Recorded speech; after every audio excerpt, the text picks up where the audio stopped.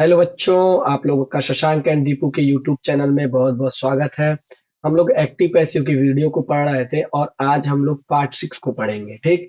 दूसरी चीज कि एक्टिव पैसिव की जितनी वीडियो है सारी प्लेलिस्ट बन के पड़ी हुई है हमारे चैनल पे, उसको जाके जरूर देखिए तभी समझ में आएगा। चलिए हम लोग सीखते हैं। अब देखिए एक्टिव पैसिव में हम लोग प्रेजेंट और पास्ट को क्या कर लिए थे, पढ़ लिए थे। अब नंबर आता है फ्यूचर इंडिफिनिट का, और फ्यूचर इंडिफिनिट के बाद आ जाएगा फ्यूचर परफेक्ट।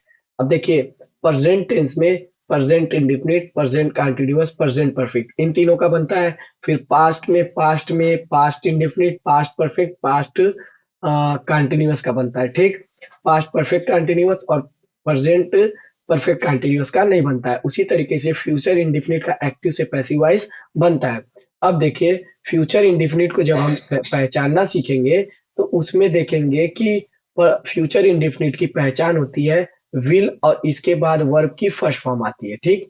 विल के बाद जब वर्ब की फर्स्ट फॉर्म आ जाए तो उसे कहते हैं फ्यूचर इंडेफिनिट। अब फ्यूचर इंडेफिनिट का जब पर एक्टिव से पैसिव बनाएंगे तो सबसे पहले मैं बोला था कि सबसे पहले आपको वर्ब को ढूंढना है। वर्ब है बीट। बीट मतलब होता है पीटना। क्या पीटता है? कुछ नहीं मिलेगा। किसको पीटता है? तो मिलेगा हिम, मतलब उसको पीटता है। किसको पीटता है? उसको पीटता है। तो हिम आपका हो जाएगा ऑब्जेक्ट। तो इसको बनाएंगे हम सबसे पहले सब्जेक्ट। तो जैसे ही इसको सब्जेक्ट बनाएंगे तो हिम का सब्जेक्टिव केस हो जाता है ही, और इसके बाद ही के साथ विल या शैल में से क्या लगेगा? विल लगेगा। तो हो जाएगा ही विल। और फिर उसके बाद बी, उसके बाद बी। अब ध्यान दीजिए, जैसे कि यहाँ पे था सब्जेक्ट और उसके साथ था विल, लेकिन हम ऑब्जेक्ट को बनाए सब्जेक्ट ही विल बी, और वर्ब की थर्ड फॉर्म, तो वर्ब की थर्ड फॉर्म बीट है तो हो जाएगा बीटेन। क्या हो जाएगा? बीटेन। तो ही विल बी बीटेन। और फिर उसके बाद others on the way, on the way. और फिर उसके बाद बाई, और दे है सब्जेक्ट, मतलब कौन पीटता है? तो वे पीटता है। तो वे है मतलब दे है और सब्जेक्ट, तो इसको ऑब्जेक्ट बनाएंगे तो हो जाएगा देम। ठीक। होपफुली समझ में आया होगा। He will be beaten on the way by them. हो गया। ठीक। अब उसी प्रकार हम इसको देखेंगे। फिर मैं बोलूंगा कि फ्यूचर इंडेफिनिट अगर टेंस है तो उसकी पहचान के लिए विल और वर्ब की फर्स्ट फॉर्म अगर दिख जाए तो इसका मतलब फ्यूचर इंडेफिनिट टेंस है। और फिर जैसे ही इसका एक्टिव से पैसिव बनाएंगे तो टीच मतलब होता है पढ़ाना। तो क्या पढ़ाता है? तो कुछ नहीं मिलेगा। किसको पढ़ाता है? Her brother. हर ब्रदर मतलब उस अपने भाई को या उसके भाई को। ठीक। अपने भाई को, सॉरी अपने भाई को, क्योंकि यहाँ पे सब्जेक्ट हुआ है। तो हर ब्रदर ऑब्जेक्ट है, तो ये पूरा आपका ऑब्जेक्ट हो जाएगा हर ब्रदर।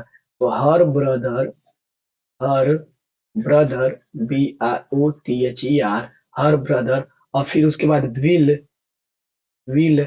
और फिर निगेटिव सेंटेंस है मतलब कि नॉट लगा है तो यहाँ पे लगाएंगे नॉट। और B, her brother will not be. Verb की थर्ड फॉर्म, तो टीच का हो जाएगा taught, TAUGHT, taught. Her brother will not be taught.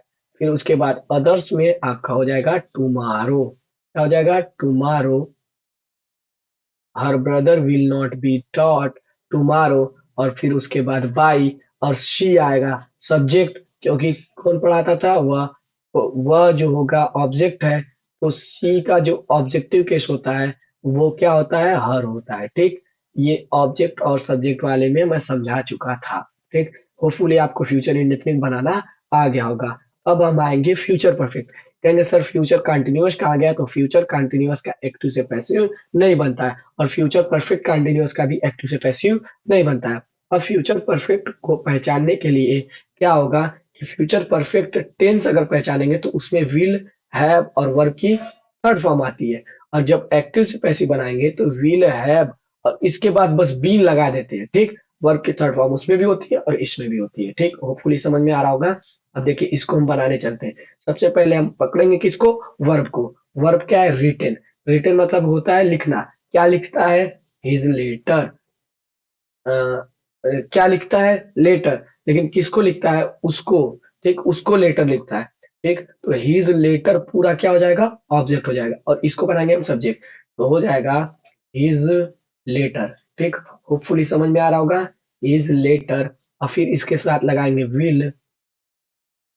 His letter will, क्योंकि शैल लगेगा नहीं, क्योंकि हिज लेटर सिंगुलर है।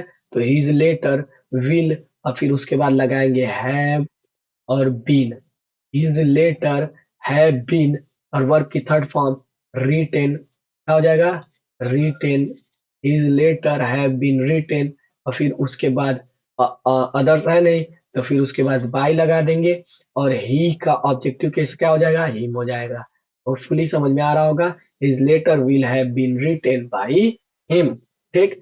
अब देखिए हमको फ्यूचर परफेक्ट पहचानना है, तो सबसे पहले हम किसको देखेंगे? वर्ब को। तो विल और हैव और वर्ब की थर्ड फॉर्म आ जाए तो इसका मतलब फ्यूचर परफेक्ट टेंस है। ठीक। और जब इसका एक्टिव से पैसिव बनाएंगे तो सबसे पहले हम वर्ब को ढूंढेंगे। वर्ब है क्या? प्लेड। तो प्लेड मतलब होता है खेलना। क्या खेलता है? तो क्रिकेट। तो क्रिकेट को हम बनाएंगे सब्जेक्ट, तो हो जाएगा क्रिकेट। ठीक। क्रिकेट और फिर उसके बाद क्रिकेट सिंगुलर है तो इसके साथ लगेगा विल।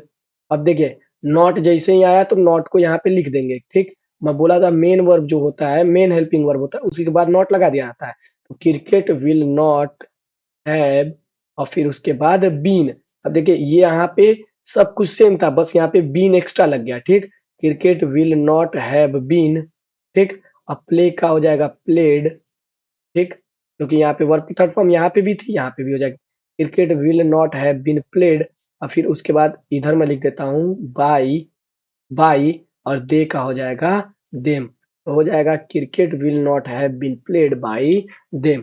ठीक। होपफुली आपको एकदम अच्छे से समझ में आया होगा। ठीक। अब देखिए जो टेंसेस थे उनके एक्टिव से पैसिव वॉइस को हम सीख लिए हैं। अब इसके बाद नेक्स्ट वीडियो में हम सीखेंगे कि कैसे इंपरेटिव सेंटेंस या ऑप्टेटिव सेंटेंस का एक्टिव से पैसिव वॉइस बनाया जाता है। ठीक। तो तब तक के लिए जय हिंद, मिलते हैं नेक्स्ट वीडियो में।